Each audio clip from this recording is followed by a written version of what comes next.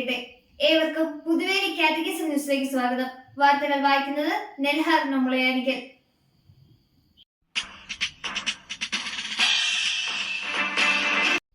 Mar Joseph Srampickal Vatican സിനഡിന്റെ പഠന സമിതിയിൽ.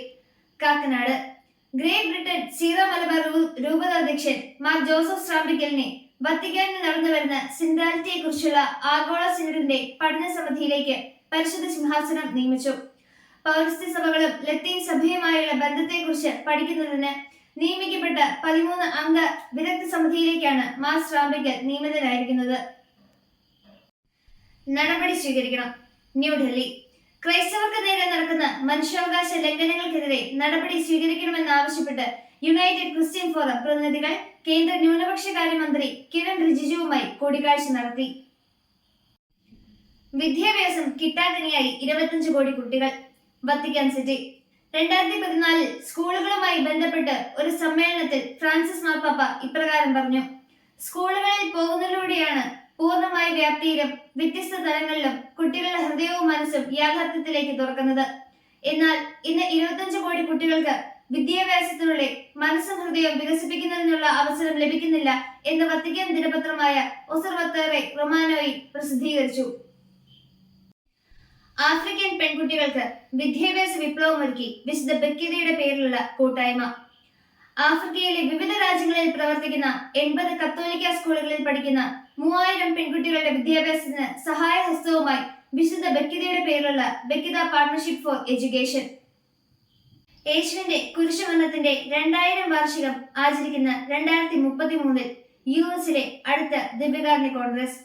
ഇന്ത്യാനാപോളിസ് മാർപ്പാപ്പയുടെ പ്രത്യേക പ്രതിനിധിയായ കർദിനാൾ ലൂയിസ് അന്റോണിയോ ടാഗ്ലിയുടെ നേതൃത്വത്തിൽ ലൂക്കാസ് ഓയിൽ സ്റ്റേഡിയത്തിൽ അർപ്പിച്ച ദിവ്യബലിയോടെ യുഎസിലെ ദേശീയ ദിവ്യകാരുണ്യ കോൺഗ്രസ് സമാപിച്ചു.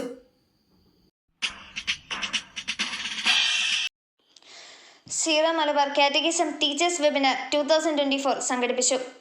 Kakkanad zero Malabar catechetical commission ഈ വർഷം നടത്തിയ online catechetical section A study of the Nicene Constantinople creed 2024 July 16 ആരംഭിച്ച് ജൂലൈ 25 അവസാനിച്ചു. ക്ലാസുകൾ എല്ലാ ദിവസവും 8:30 PM സൂം മീറ്റ് വഴി ആരംഭിച്ചു. യൂട്യൂബ് വഴിയും ധാരാളം വിശ്വാസ പരിശീലകർ ഈ ക്ലാസുകളിൽ പങ്കെടുത്തിരുന്നു.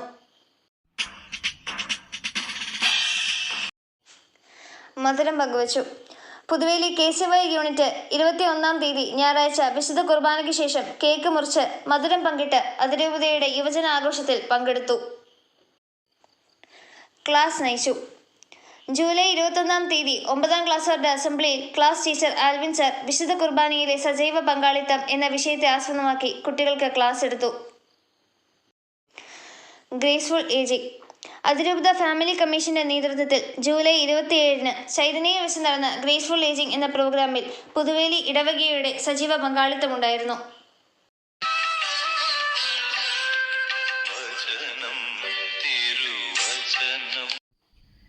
യുഗാന്ത്യത്തിലും ഇതുപോലെ സംഭവിക്കും. ദൈവദൂതന്മാർ ദുഷ്ടന്മാരെ നീതിമാന്മാരിൽ നിന്ന് വേർതിരിക്കുകയും അഗ്നികുണ്ഡത്തിലേക്ക് എറിയുകയും ചെയ്യും. അവിടെ വിലാപവും പല്ലുകടിയുമായിരിക്കും. വിശുദ്ധ മത്തായി 13:49-50. ഇതോടെ വാർത്തകൾ പൂർത്തിയായിരിക്കുന്നു. ദൈവം എല്ലാവരെയും അനുഗ്രഹിക്കട്ടെ. സകല വിശുദ്ധരെ, സഭയിലെ രക്തസാക്ഷികളെ, സ്വർഗനിവാസികളെ, കാവൽ ദൂതരെ, സകല വിശുദ്ധരെ, സഭയിലെ രക്തസാക്ഷികളെ, സ്വർഗനിവാസികളെ, കാവൽ ദൂതരെ, പൂർവപിതാക്കളെ, പ്രവാചകന്മാരെ, മാലാഖവൃന്ദങ്ങളെ,